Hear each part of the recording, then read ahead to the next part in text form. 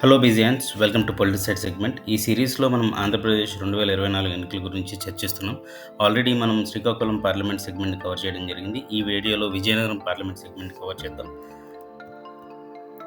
అయితే ఓవరాల్గా ఎవరెవరు ఎన్ని స్థానాల్లో పోటీ చేస్తున్నారు అనేది ఇక్కడ చూడవచ్చు.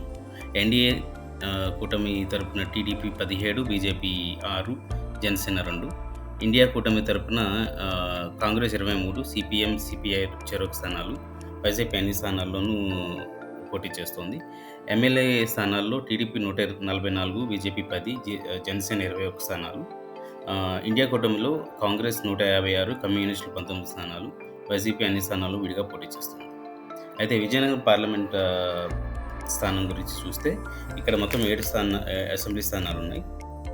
అవి ఎచ్చెర్ల, రాజాం, బొబ్బిలి, చీపురుపల్లి, గజపతి నగరం, నెల్లిమర్ల, విజయనగరం. విజయనగరం పార్లమెంటు స్థానం పరిధిలో 15 లక్షల ఓటర్లు ఉన్నారు. ఇక్కడ ప్రధాన పార్టీల నుంచి టీడీపీ నుంచి కలిసిటి అప్పలనాయుడు, వైసీపీ నుంచి బెల్లాన చంద్రశేఖర్, కాంగ్రెస్ నుంచి బొబ్బిలి శ్రీను పోటీలో ఉన్నారు. మునుపటి ఎన్నికల్లో ఈ విధంగా ఓట్లు పోలయ్యాయి. వైసీపీ నుంచి సిట్టింగ్ ఎంపీ బెల్లాన మళ్ళీ పోటీలో ఉన్నారు. టీడీపీ నుంచి అశోక్ గజపతిరాజు రాజకీయాల నుంచి విశ్రాంతి తీసుకున్నారు. దాంతో పార్టీ నుంచి సీనియర్ నాయకుడు అప్పలనాయుడు బరిలోకి దిగారు. క్రాస్ ఓటింగ్లో ఎప్పుడు టీడీపీకి ప్లస్గానే ఉంది. అయితే 2019లో ఎన్డీఏ కూటమికి లోటు చాలా తక్కువ ఉండడం ఇక్కడ కూటమి అభ్యర్థికి ప్లస్ పాయింట్ అనేది చెప్పాలి. ఇక అసెంబ్లీ స్థానాల్లో వెళ్తే ఎచ్చెర్లలో 2,40,000 మంది ఓటర్లు ఉన్నారు. కూటమి నుంచి ఇక్కడ బీజేపీ అభ్యర్థిగా నడికుడితి ఈశ్వర్రావు పోటీలో ఉన్నారు. వైసీపీ నుంచి సిట్టింగ్ ఎమ్మెల్యే కిరణ్ కుమార్ గొర్లె, కాంగ్రెస్ నుంచి మల్లేశ్వరరావు పోటీలో ఉన్నారు. 2014లో ఇక్కడ కళా వెంకట్రావు గెలిచారు.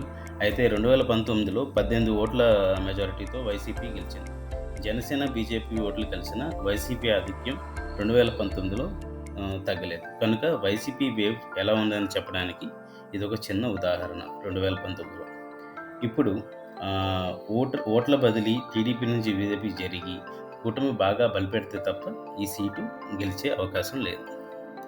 రాజాంలో 2,20,000 మంది ఓటర్లు ఉన్నారు. టీడీపీ నుంచి కొండ్రు మురళీమోహన్, వైసీపీ నుంచి తలే రాజేష్, కాంగ్రెస్ నుంచి రాజవర్ధన పోటీలో ఉన్నారు. 2014లో మురళీమోహన్ చాలా స్వల్ప తేడాతో ఓడిపోయారు. అయితే ఇక్కడ 2019లో 17,000 ఓట్లతో వైసీపీ గెలుపొందింది. అయితే మురళి మాజీ మంత్రి, అనుభవజ్ఞుడు. 2 వరుస ఓటముల సానుభూతితో గెలిచే అవకాశాలు ఉన్నాయేమో చూడాలి. బొబ్బిలి సెగ్మెంట్లో 2,30,000 మంది ఓటర్లు ఉన్నారు.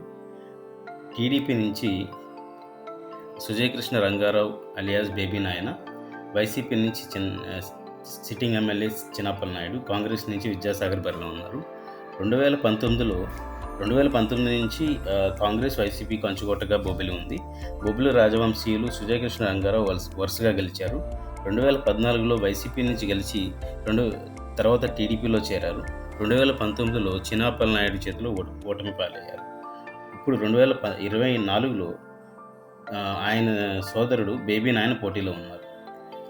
కూటమి పార్టీల ఓట్లు కలిపితే చాలా స్వల్ప తేడా ఉండడం 2024లో కూటమికి కలిసి వచ్చే అవకాశం. అయితే ఇక్కడ బేబీ నాయన చాలా గట్టి పోటీ ఇస్తున్నారని విశ్లేషణలు వినిపిస్తున్నాయి.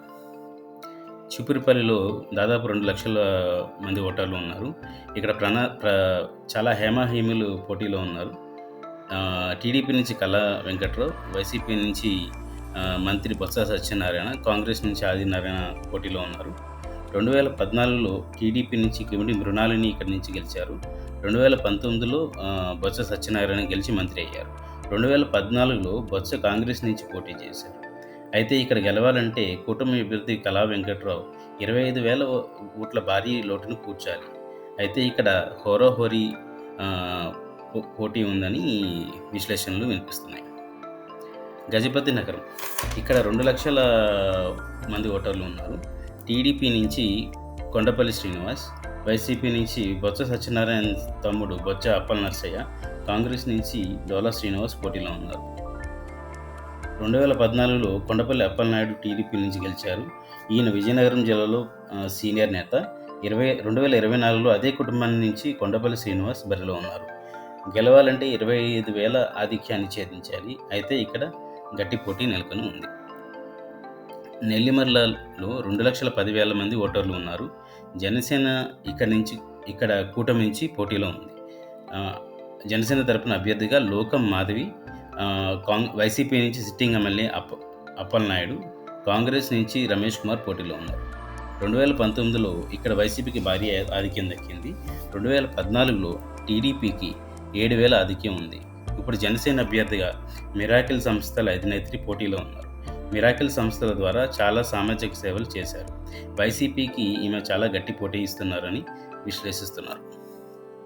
విజయనగరం అసెంబ్లీ స్థానం పరిధిలో 2,40,000 మంది ఓటర్లు ఉన్నారు. టీడీపీ నుంచి అదితి గజపతిరాజు, వైసీపీ నుంచి కోలగట్ల వీరభద్రస్వామి, కాంగ్రెస్ నుంచి సతీష్ కుమార్ బరిలో ఉన్నారు. 2014లో 15,000 ఓట్ల ఆధిక్యంలో ఉన్న టీడీపీ 2019లో 6,000 ఓట్ల లోటులో పడింది. అయితే జనసేన ఓట్లు కలిస్తే దాదాపు 3,000 ఆధిక్యం ఉంది. ఈసారి అదితి గజపతిరాజు కూటమి అభ్యర్థిగా చాలా గట్టి పోటీ ఇస్తున్నారు. ఇక్కడ sitting MLA Kolagatla Veerabhadraswamy YCP నుంచి బరిలో ఉన్నారు.